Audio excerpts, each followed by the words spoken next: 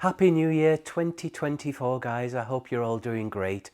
Welcome back to the Mighty Garage. We actually hit 18,000 subscribers on Boxing Day, so thank you very much. And if you haven't already subscribed, I'd appreciate it, along with a like here and there. It really helps the channel. But no, I'm looking forward to 2024 very much. Back by popular demand, I'm hoping to invite some visitors and friends over to the cul-de-sac. That was a big key item when I asked for feedback on the channel. I've already started putting some invitations out, and you are also cordially invited to bring your bike out if you're local. You're most welcome. We'll fix something up. It's a very enjoyable, pleasant experience. This video is a continuation of the BSA Super Rocket mini-series. More about bits and bobs in this particular video. I'm starting with the front fender and then the wheel, the hub, the brake assembly. Finally, I'm inspecting the rocker cover and then exploded carburetor. I hope you'll enjoy it. Lots of things moving at the same time, and then we'll start putting these parts back on the bike one of these days because they're all over the garage. But thanks as always for watching and for your support. Here's the video.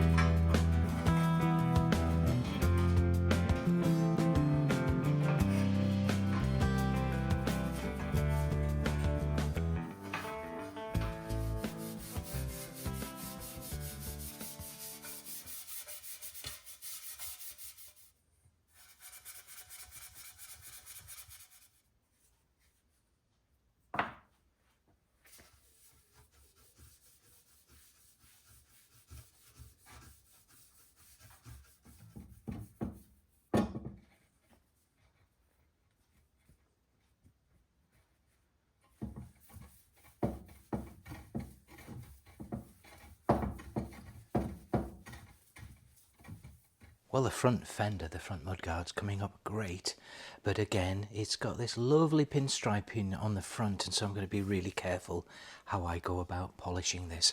I've been using this Mother's mag and aluminum polish. I use it on my Commando fenders, and they look brilliant, and so I'm just being real careful. It's coming up very nice indeed. This is a modified mudguard, to the best of my knowledge. I can tell with the stays they've been welded on here. There's some sort of like bluing and damage. They've done a very nice job actually. It fits really well onto the bike. They would have had the deeper balanced mudguard, the fender for the Super Rocket, but I particularly like this. It looks a lot like a Rocket Gold Star. You can tell that this is homemade because it looks like this has been formed over the lip by hand. Nice job.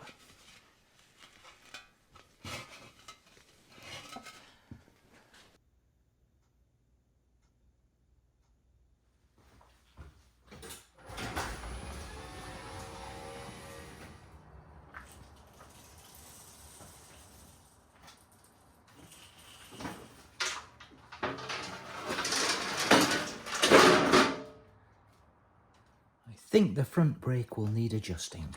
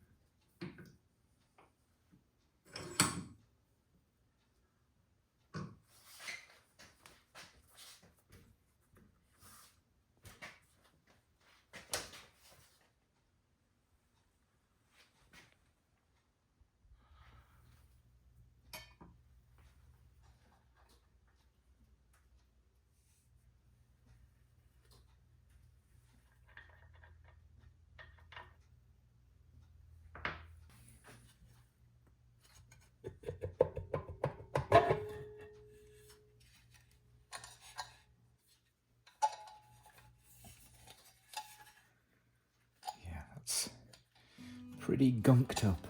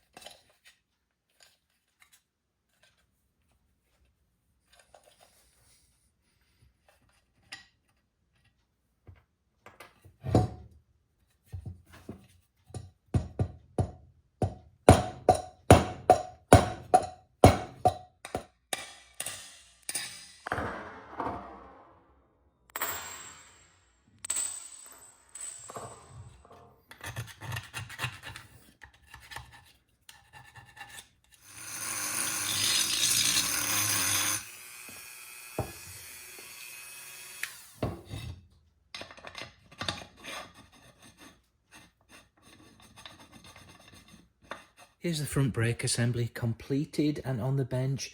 I've got the axle as well and cleaned everything up. Everything looks nice and clean now. Even the bearings are actually great. They spin round very nicely and freely, so I'll use these again. I'll just need to grease them before I put them back into the hub.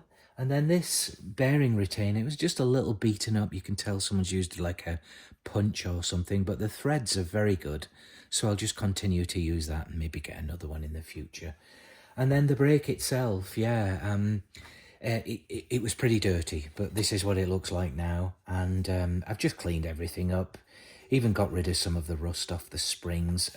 As you probably saw, this was very tight in here. In fact, it scored inside there as well. And I'm not even sure if I did it. And then just cleaned inside and everything's great now.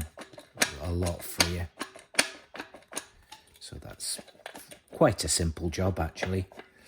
Just took a little bit of cleaning, that's all. So we'll put the wheel back together again and start working on the front end fork assembly. I'm now going to refit the bearings. I've applied some grease and they've been in the freezer for some time.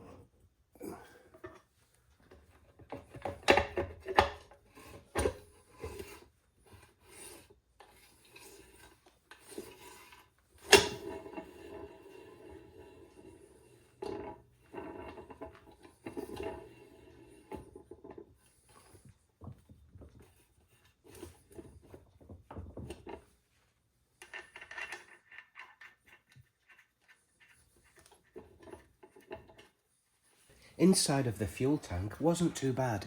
It's just got a little bit of surface rust in there. But what I'm going to do is I'm going to try and get rid of that. And so I have got some evapor rust. So that's a gallon, I think. It's expensive stuff is this, but I hear it's very good. So I'll slush that around in the gas fuel tank for a few days. Maybe not even that long.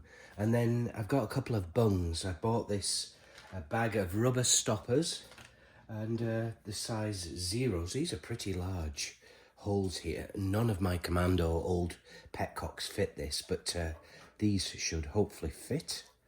So I'll bung those in there and then we will try with this evapor rust and just keep swirling it around every so often and checking on progress.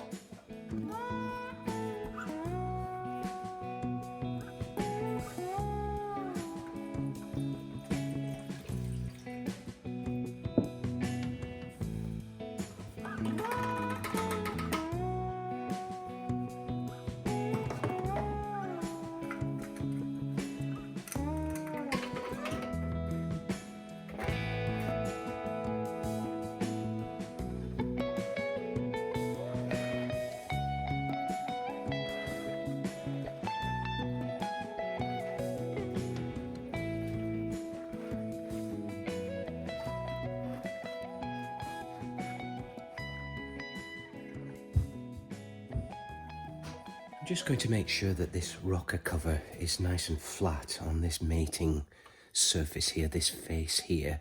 They're notorious for leaking oil, I understand. And so I just want to make sure that that's nice and flat. I've got this surface plate, this surface stone that I use. I use this on carburetor flanges as well if it's just a little bit out.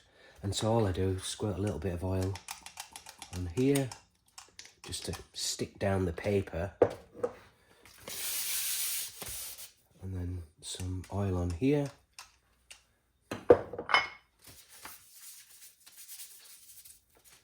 And then just give it a twirl.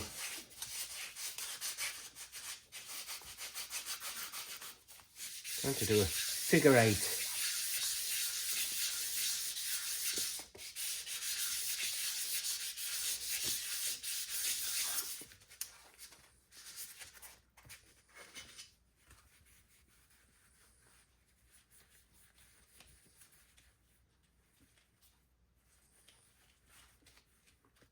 Yeah, great.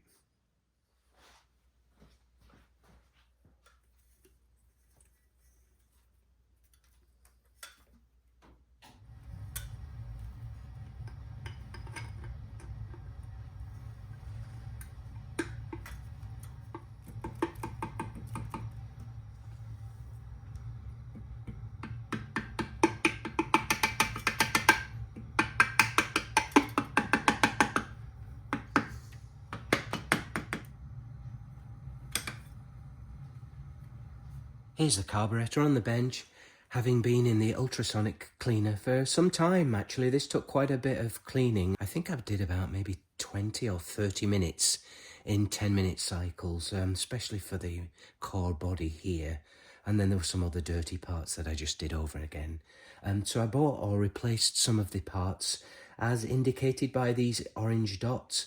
Specifically, I bought a gasket set, and then I did have some spare parts that came in handy out of my spare parts box, so that's great. The key observation is that the flange is damaged, but I think it'll be okay. I might try and fit some kind of a shoulder on the inside of this, possibly, but the O-ring actually should protect it anyway to some extent, so we'll see what I do with that. But the next step will be to put this flange on the surface plate and get this nice and flat before it goes back on the bike. The other thing was this throttle valve. It is a little scored and scratched. I've just cleaned it for now, but I might just polish it a bit more just to make sure that that slides up and down very smoothly in the bore.